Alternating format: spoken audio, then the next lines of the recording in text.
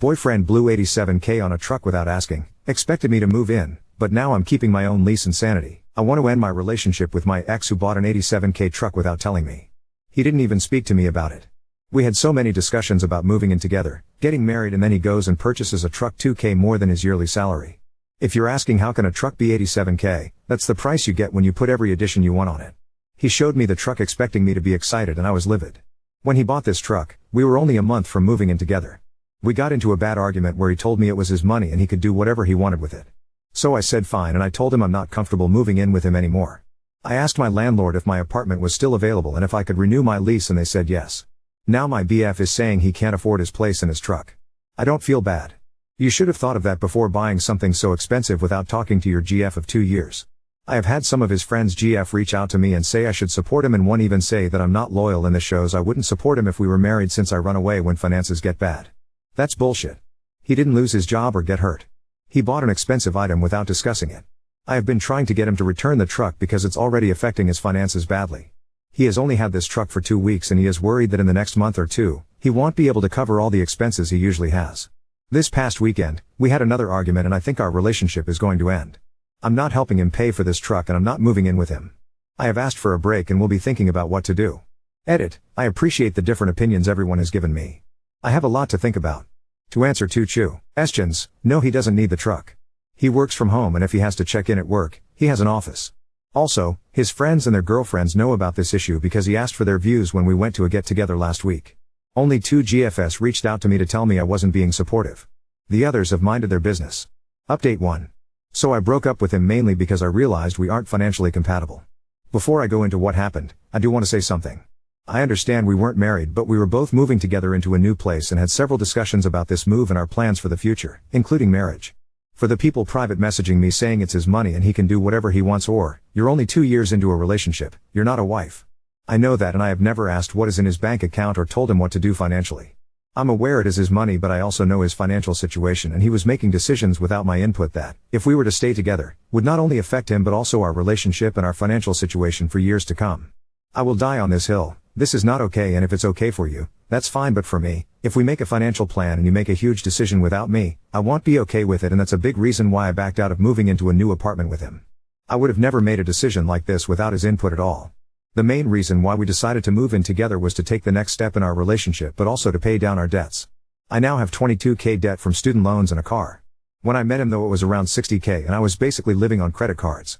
Within the first couple of months of us dating, I saw how hard he worked, and with a salary at $85K, he was making huge progress in paying off his loans and credit cards. On my end, at the time, I was only making $50K. I honestly saw his work ethic and was like wow, and got serious about my debt. I got a second part-time job where I was making $32K a year, bringing my salary to $82K. I did that so that I could pay off my debts faster, but also so that we could be on equal footing when we moved in together, and he didn't have to pay significantly more in living expenses than me when he had more debt. We did a complete budget months before we moved in together and realized that we would each have $700 extra a month to put towards our own individual budgets. This is why the purchase of this truck was so surprising to me. We had planned this move for months. We had a budget and he destroyed the plan with a truck. If he wanted a new car, there are plenty of cars he could have gotten that would have fit into the $700 monthly surplus he had. Anyway, for the past few days before we broke up, he tried to show me that this truck was a good financial purchase and we could still move in together. He told me that he had actually budgeted for this and could show me how he could afford this. I wanted to hear him out, so I went to his place and he had 2 budgets. He said he had been thinking of getting this truck for some time and he had worked out a budget beforehand. He showed me the first budget, and after his truck, insurance, expenses, and his debts, he was left with $115 for the month. I noticed with the first budget, he didn't include groceries, his hobbies, going out, or even gas for his car. I asked him how $115 was enough to live off of for an entire month. I asked him how he could afford all of this and his truck, and if he planned to give up some things. He said no, he didn't plan to give up anything and that he could make everything work in his budget. I asked him what if he had an emergency or needed gas for his truck, and he just kept saying he would work it out without explaining how. After I saw the first budget, I asked to see the documents for the car, and that's how I found out the truck price was $95K total after taxes, registration and fees. He traded in his reliable 2003 Toyota and all his savings to get a loan at 14% for 72 months. His monthly payment is now $1,966 and insurance is $573. He also still has student loans, which are significant. I kept telling him $115 left over monthly wasn't enough. That's when he showed me his second budget, which had a combined higher monthly income. I asked him if he was getting a second job and he said due to his job relying on him to be on call, he couldn't. I asked where the income was coming from and this man said, well, you're getting a raise soon. I froze because I had mentioned this raise once months ago. My first job is my career job and I work in a field where when you hit certain milestones, you get a pay bump. In September, if my raise is approved, I will go from 50K to 80K, and with my second job, my total yearly income will be 112K. But getting the raise isn't a guarantee. You have to meet certain criteria and if you don't, you have to wait 3 months before trying again. When he said that, I was quiet and then I said, so you planned a budget that included additional income that I wouldn't get for at least 6 months and income that I might not even get in September. He said when I got my raise, the ratio of what he would pay would decrease and he would have more disposable income. I asked him why it was okay for him to plan budgets with my income but yet I had no say in how he spent his. He couldn't answer that. I told him I had no issue with paying more bills if I got a raise but the fact that he banked on that, didn't discuss it, and now expects me to be okay with this is ridiculous. I also said there's no way I wouldn't be paying more with the first budget because he wouldn't have been able to survive on $115. I told him he didn't communicate and this is on him because he made huge financial plans without discussing anything. Finally I told him I would never have done any F this without going to him first because I thought we were a team that was building something. I ended things the next day and he has been trying to reach out but I'm not interested. He has financially crippled himself with this truck. If with my income now, he could barely make it, he sure isn't making it on his own. I really hope that things work out for him and he is able to keep his truck and recover but I'm not paying the consequences for such a massive financial mistake that is going to hugely affect him for years to come. If I were to stay, this financial decision affects me as well and would continue to affect both of us for years. Again, this is different from becoming ill or losing a job. He chose this and refuses to budge and fix it. I now realize we are not financially compatible and that's okay and I wish him the best. Edit, thanks everyone for all the support. I don't hate my ex and I really hope he's able to recover from this. It was such a learning lesson for me in how one mistake can ruin you financially. It has made me even more cautious but also determined to keep working towards a better financial future for myself. To answer your question about why I'm not bad-mouthing him, it's because I'm sad. I'm sad about what he did to himself and that I had to leave because he isn't seeing how bad this is. I'm sad that just a few months ago, I was planning us living together in a life and now that's gone. Most of all, I'm sad for him. He was doing so well and he rubbed off on me immensely in terms of paying off debt and watching your spending. I'm sad that he threw away all his hard work. Dumping on him even more isn't worth it because when he realizes this mistake, it will be so bad for him. I don't see a point to do it but am not judging anyone who would in these circumstances. Update 2. Going ahead with that decision means that I paid off my student loans this past month. He also returned the truck. Hi, everyone. So I posted a few months about a situation I was dealing with my ex and him buying a car without telling me. I really doubted myself when I first made my first post because I had received such strong negative reactions from other people about me wanting to back out of the move. I appreciate the comments I got not only on the posts but through the messages as well.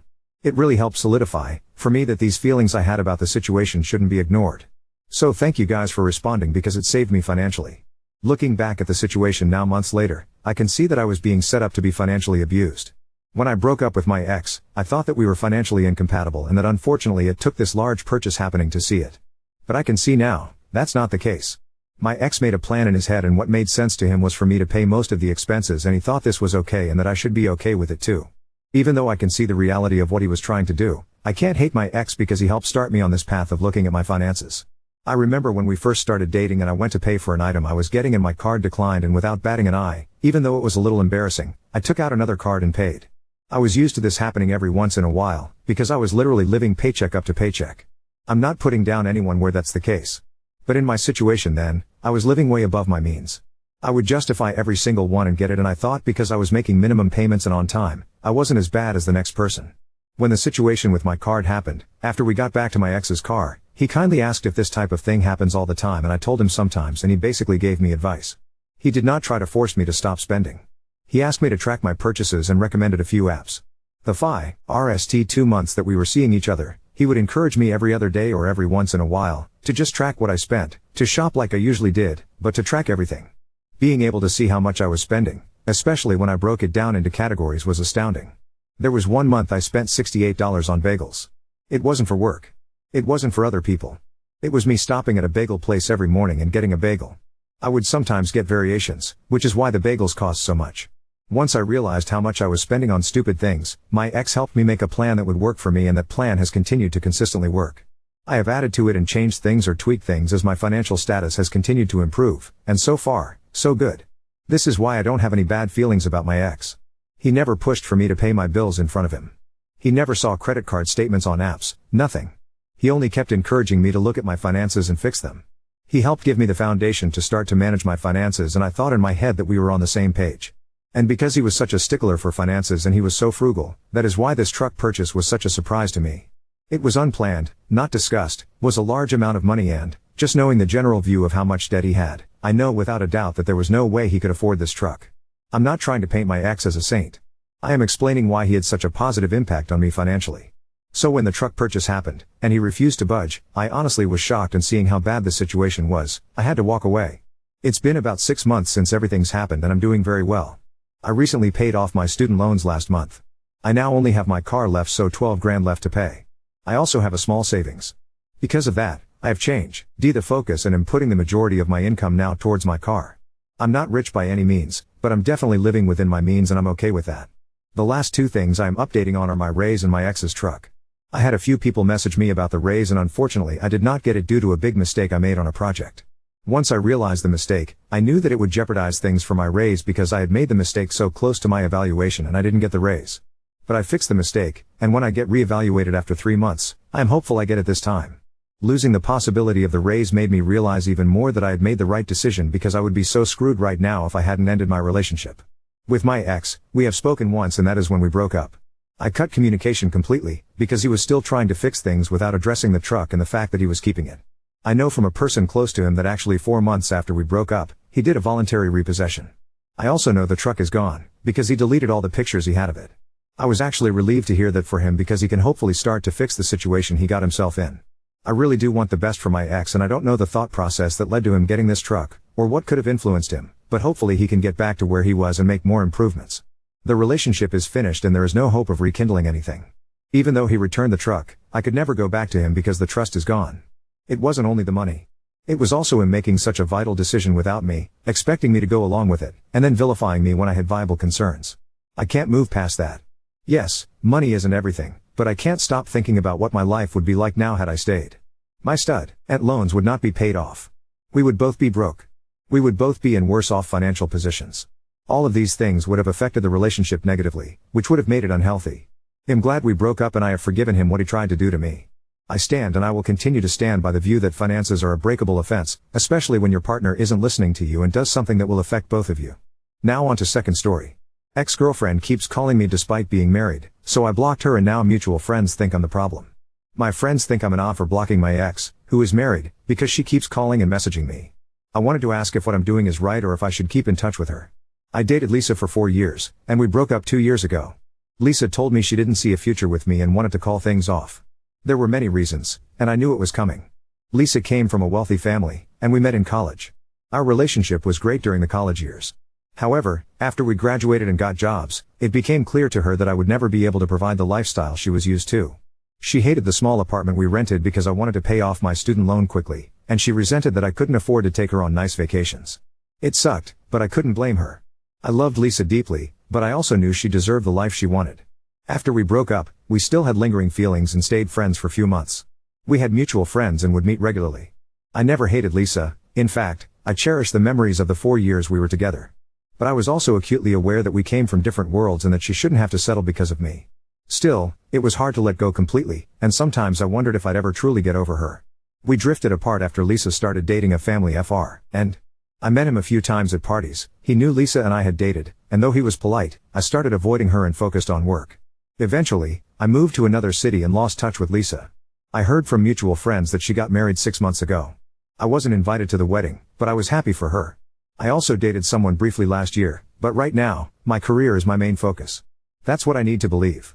3 weeks ago, out of the blue, I got a call from an unknown number. It was Lisa. She started with small talk, and we caught up on each other's lives. She told me about the new house she and her husband had just bought and how busy she'd been. I told her about my work and my new life. It was nice, like catching up with an old friend. She gave me her new number, and the call lasted about 20 minutes. Although I found it odd, I figured she might have thought about me and decided to reach out.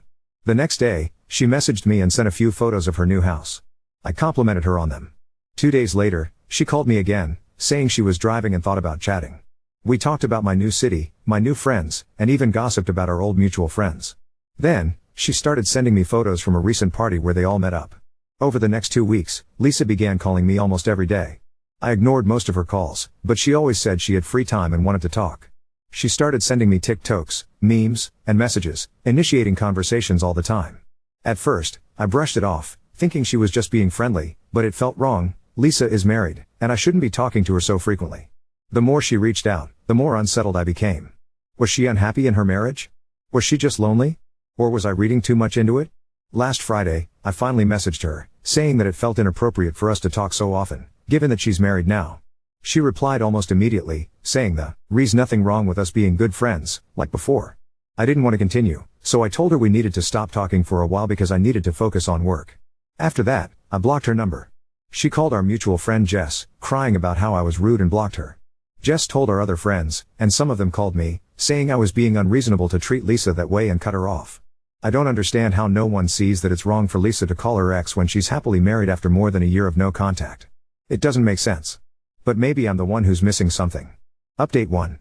I had posted a month and a half ago regarding going no contact with my ex-girlfriend Lisa after she tried to rekindle our friendship. Lisa married her husband, Jason, 6 months ago, and I wanted to respect their marriage, and blocked her after I felt we were crossing a line. My friend was very critical of me because I was ignoring her, and most of you agreed that I did the right thing. Things have been really crazy since then and many of you asked for an update. I wanted to respect Lisa's privacy, but as things settle down, I am again not sure if I am doing the right thing and need advice on my situation. Sorry for the long post, but too many things have happened, and I wanted to get this off my chest. After I blocked Lisa, she called my friend Jess and wanted to talk to me one last time.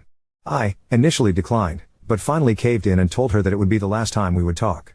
Lisa called me on Saturday morning and told me that she wanted to talk to me because she needed help and does not know if she can trust anyone. She sounded awful and I had to calm her down before she told me what was going on. Lisa told me that after we broke up, she met her husband Jason within few months. Jason asked her out for a date in front of her mom, and her mom insisted that she at least give Jason a chance. Jason was a charmer, and they became official. Jason was everything I was not. He came from a wealthy family and had everything figured out. He took her on all the vacations I could never afford, and Lisa loved this life where she does not have to worry about things like loans, money when she was with me. They had a grand wedding, but Lisa told me that things quickly started going south. One night, she was hanging out with Jason's friends and one of his college friends started flirting with her and touched her inappropriately. Lisa was shocked and told Jason immediately. Jason was drunk and told Lisa to loosen up and enjoy the party, and did not confront the friend. As months went by, Lisa found proof that Jason and his friends were doing drugs, and Jason had slept with most of his friends' wives, and it was a common thing in their friend group. She suspects it happened during the time they were dating, and also a few times after they were married. She confronted Jason, but he just got mad at her and told her that she is being too uptight. Things got messy and Lisa told me that there were some instances of physical abuse, thought she did not go into too many details. Lisa wanted to leave Jason and told her mom about it. However, her mom told her that it is too early in their marriage and instead, Lisa should work harder to make Jason happy, so that he does not need to look at other women. Lisa never told any of our mutual friends about this because they all loved Jason, mostly because he paid for all the parties, restaurants, etc., and Lisa just felt very lonely and helpless.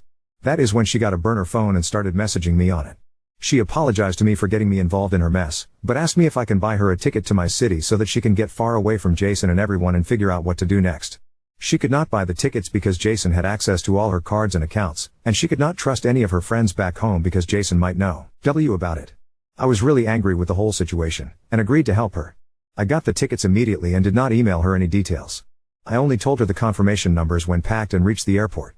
She flew to my city and is staying in my guest room. As expected, hell broke loose as soon as she called her parents to tell them that she has left Jason and is with me. She told them and our friends why she did what she did. However, everyone just thought that we had an affair, and she left Jason for me. Jason was really angry and demanded her to come home or they are done. His parents called her to plead her to come back and talk about things calmly. Her dad refused to talk to her, while her mom flew to my city and we all met and she told her what happened. Her mom was more worried about their reputation than what Lisa went through in the last few months. It was just sickening. Lisa is looking for lawyers to file for a divorce, and has refused to talk to Jason since she came here. Jason has not made an attempt to visit her, and initially sent a lot of threatening messages. I feel he was advised not to send any more incriminating messages to her, and the messages from him suddenly stopped and there is radio silence. Lisa is currently living with me for the last month. She has offered to pay me rent, but I have told her to just save up for any legal fees, as it seems her parents might cut her off. Many of our mutual friends still refuse to believe what Jason did, and some feel we are having an affair. Many of them have completely stopped talking to Lisa and me, and even removed us from their socials. Lisa looks like an empty shell of herself. She was the most kind, fun person when we were together. Even though she keeps a brave face, she just bursts into tears randomly. I feel she has still not told me the whole story on what Jason did to her, but I am just going to be a good friend and give her the space she needs. I, honestly am not sure how to feel. Everything happened so suddenly, I never had a time to react and think if what I am doing is right. I don't know how I got in a situation where my married ex is now living with me. I cannot kick her out, and I want to be there to support her in such a horrible time. However, a part of me also does not know if what I am doing is right and as she is still a married woman, and I do not want to be labeled as a home wreaker or a cheater.